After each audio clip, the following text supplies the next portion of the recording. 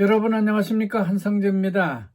지금부터 24년 5월 26일 그리고 27일 월요일 양일간의 뉴스를 종합하는 한상재와 함께하는 인도네시아의 자연이 그리워 방송을 시작하겠습니다. 일요일에는 24년 서부자바 자전거 대행진 소식이 꾸닝안을 지나는 참가자들에게 그곳에 있는 초등학교 학생들이 손을 흔들어주는 사진이 전해지고 있습니다. 이번 행사의 테마는 스망아 자바라 자와라라고 말하고 있는데요. 말하자면 이 뜻은 힘내라 자바 사람들이요, 이런 표현이라고 할 수 있겠습니다. 어쨌든 올 자전거 대행진은요, 서부자와 북부에서 남쪽 해안까지 총 연장 213km를 달림으로써 서부자와의 북쪽과 남쪽을 한데 묶었다는 그런 평가를 받고 있습니다. 또 다른 일요일 톱 뉴스는요, 국제사법재판소가 이스라엘을 향해서 전쟁을 멈춰줄 것을 요구하고 있다는 외신이 전해지고 있습니다. 국제사법재판소의 결정에 따라서 이스라엘의 입장은 국제사회에서 점점 더 코너로 몰리고 있기는 하지만 이스라엘은 그런 요구를 무시하고 군사작전을 계속하고 난민들을 공격하고 있다 하는 그런 기사가 톱뉴스로 전해지고 있습니다. 그렇다면 하마스는 왜 그런 무모한 도발을 처음에 한 것인지 그거는 지적을 하지 않고 있고요. 그저 하마스가 휴전만 하자고 졸라대는 모양인데 그걸 이스라엘이 그냥 받아줄 것 같지는 않다는 생각이 듭니다. 애초에 전쟁을 시작한 그 하마스가 뭔가 책임을 져야 할 것도 같은데 그런 것은 국제사회에서 말하지 않고 그저 국제 여론을 이스라엘에 불리하게 끌고 가는 데만 신경을 쓰고 있는 것 같습니다. 지금 인도네시아 정치권은요, 차기 프라보 정권에서 일할 장관 자리를 놓고 설전이 오가고 있는 모양입니다. 특히 판당이 그 프라보 기브란 대선 연대 정당연합을 대표해서 나스뎀과 빽가베 당과 같은 후발 연대 정당을 공격하고 있는데요. 이런 것은 네가 먼저 왔냐 내가 먼저 왔냐 하는 그런 다툼이 된다고 볼 수 있겠죠. 대선이 끝나고 프라보와 연합을 하겠다고 했던 나스뎀당의 그 3명의 장관 자리를 준다는 말이 나돌고 있기 때문에 이런 분쟁이 생긴 겁니다. 그렇게 만약에 프라보가 해주면요, 기브란 그리고 프라보의 대선을 위해서 처음부터 그 연합을 하고 선거운동을 했던 정당들은 그런 손해다 이런 생각이 드는 것이죠. 그래서 공평하지 않다는 그런 말을 쏟아내고 있습니다. 하여간 프라보 대통령 당선자는 투쟁민주당의 메가와띠와 잘 해보고 싶어서 한번 만나보려고 노력을 한 것 같은데 조코이 대통령과 투쟁민주당의 관계가 점점 더 멀고 또 뒤틀려가고 있기 때문에 프라보는 이걸 만날 수도 없고 안 만날 수도 없고 참 어정쩡한 자세를 지금까지 취하고 있습니다. 프라보는 이제 야당으로서 인주주의의 그 민주주의를 지키고 정권을 감시하겠다고 선언한 메가와띠는 이제 까맣게 잊어먹어 가는 것 같습니다. 그리고 새로운 판을 짜야만 대선 전에 그 연정을 하겠다고 들어왔던 정당들과 후발 연정 파 간의 그 장관짜리 다툼을 잘 설득을 해서 조정을 해야 될 그럴 시기가 됐다고 볼 수 있겠습니다. 여기까지가 일요일판 뉴스입니다. 이제부터 월요일판 톱 뉴스로 넘어가 보겠습니다. 월요일 아침 톱 뉴스는요, 자카르타에서 전국 당 실무자 회의를 열고 있는 투쟁민주당 메가와티 총재의 의지가 투쟁민주당의 정치적 입장을 결정하게 될 것이란 내용이 전해지고 있습니다.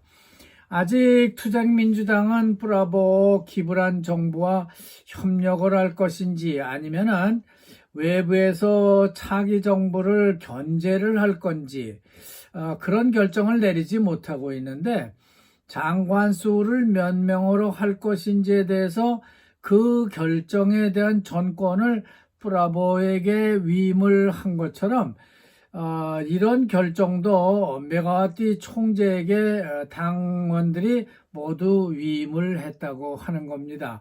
그러니까 메가와티가 브라보와 협력을 하겠다 그러면 하는 것이고, 아니면은 야당으로서 사사건건 말썽을 부리겠다 그러면 예전에 수하르토 때처럼 하겠다 그러면 또 그렇게 되는 겁니다. 어쨌든 그런 결정은 그 메가와티와 브라보 간의 정치적 계산이 아직 끝나지 않았다는 것을 의미하고 있는 것이죠. 따라서 투쟁민주당은 2025년 4월 전당대회까지 브라보의 입장이 어떻게 나오는지를 보고 메가와티가 결정을 하겠다는 것으로 생각됩니다. 메가와티의 정치적 계산에 따라서 결정을 하겠다는 것이죠. 다음 인도네시아 정치권 뉴스입니다. 역시 투쟁민주당 얘기인데요. 투쟁민주당은 헌법재판소법과 그리고 방송법을 개정해서 정부의 권한을 강화하겠다는 것이 꼼수가 되어서는 안 된다는 입장을 갖고 있기 때문에 헌법재판소법과 방송법 개정을 전면 거부하고 나왔습니다. 또 인도네시아 언론인들도요, 26일 일요일이죠, 보고루 가독 상거리에서 방송 법안에 반대하는 시위를 벌이고 있었습니다. 인도네시아 텔레비전 언론인 협회 보고루지의 기자들이 법안의 다수가 언론 자유를 억압할 가능성이 농후하다는 이유를 들어서 TV 방송 시위를 거부 시위를 하고 있는 겁니다. 그냥 TV에서 그런 뉴스는 하지 않으면 될 텐데 안 하겠다고 버티는 건 또 뭔지 모르겠습니다. 다음 외신인데요.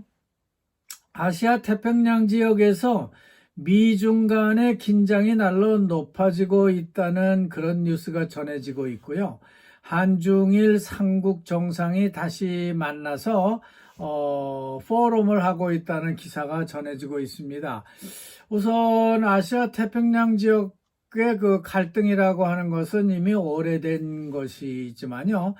중국이 우선 대만을 둘러싸고 군사훈련을 한다든지 캄보디아와